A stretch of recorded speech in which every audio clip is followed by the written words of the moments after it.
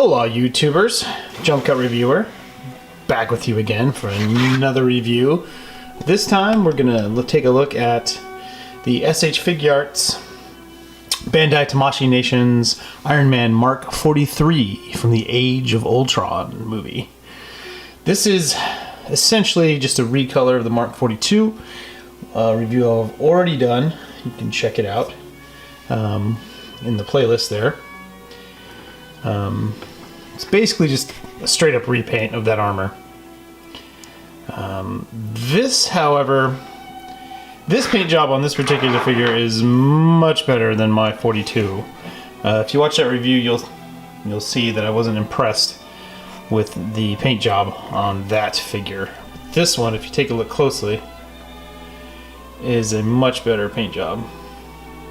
Come on now. Come on, you want to focus. There you go. See the arc reactor there.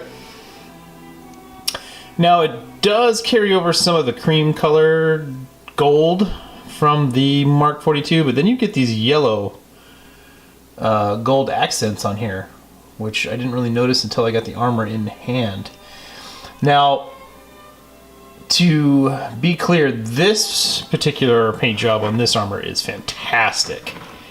The red is brilliant. There's no overspray that I can see anywhere on this thing, and it's just, I must have got a really good copy. Now this is the second production run, so maybe they fixed some of the issues they were having with the other figures, but yeah, this guy is solid. Look at the shake test here. Like, that's just my arm shaking. I mean, this thing is solid. So articulation wise, you're gonna have a dumbbell peg at the base of the skull where the helmet is, and then you have a ball joint at the base of the neck where it meets the torso.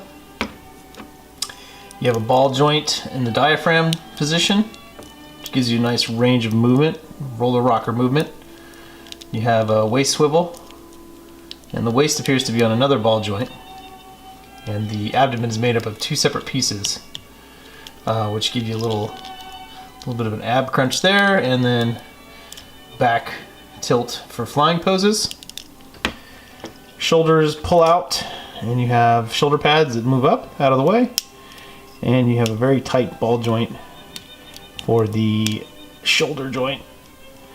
You also get the bicep swivel and double jointed elbow. Put that down, there we go. The fists are on a ball peg. So all in all, pretty fantastic figure. Like I said, the paint job on this one is awesome. Really impressed with it. Looks really good.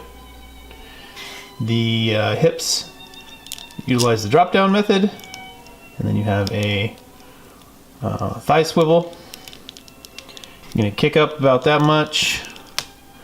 You have double jointed knees with the indentation in the hamstring, and you're gonna have the toe pivot on the die-cast feet. You get an insane ankle bend. You get a little bit of a foot tilt that way and a foot tilt that way. And that's basically it. Now, just like the 42, the hips on this guy do appear to be a little wide. I think that's just a design of the armor itself. So in that respect, I guess they're just staying true to the film. But yeah, I like this armor a lot better than the 42. This is the armor he used at the first half or so of Age of Ultron before he switched to the Mark 46 after his fight with the Hulk in his Mark 44 Hulkbuster armor. So yeah, accessories wise, pretty straightforward.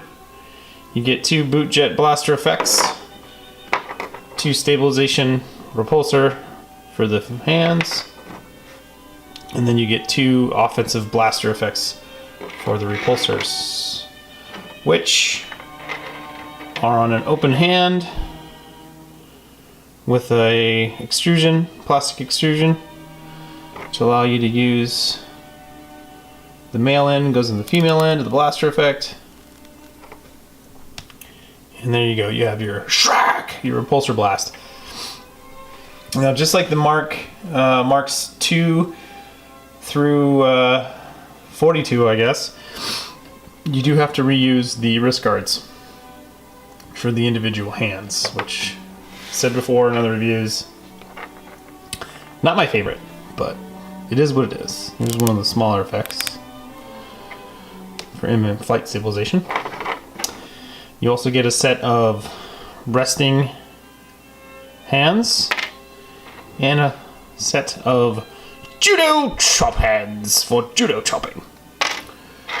And then the fists that come in factory installed on the figure. And that's pretty much it for the accessories. Not a lot of accessories with this guy, so it's a good thing the paint job is pretty amazing. It does look good, I have to say.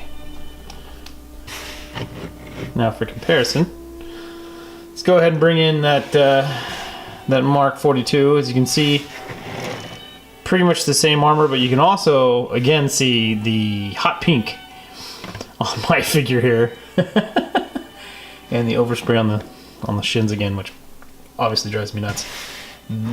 They're just the same mold, but the paint job on the 43 is hands down better. At least on opposed to my copy of the 42, which I don't know, it might be a bootleg. I don't know, it looks real, but you know, I've been wrong before. The 43 stands in at right at a little above 6 inches, about 15 centimeters. And here he is next to the Mark 46, one of my favorite armors from Captain America Civil War. And then here we have Mayfex's RoboCop flicking you off with his data spike, which RoboCop's a little bigger than Iron Man. So there's that. And then we also have MP12 Masterpiece Sad Swamp from Takara Tomy. I'm going to give you a size on the gauge here. This always helps, I think, people understand how big these things are. Let's see. So there's the comparisons. Now let's take a look at the packaging for I-Man. And again, really good looking box here. Very nice. Got a little product image and then like the Tamashii stamp of quality, which maybe it's just on the second production run. It kind of gives you a shot of the books here. Pretty nice little package. I mean, if you're collecting the armors like me, I plan on getting them all, then this is a must-have. I definitely would say that I prefer this one over the 42, especially the one I got. Not to harp on it or anything, but I don't know. Not a big fan of the 43 either.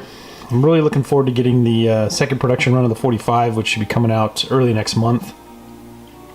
So hopefully I can get that shipped to me quickly and I can do a review for you guys on this channel.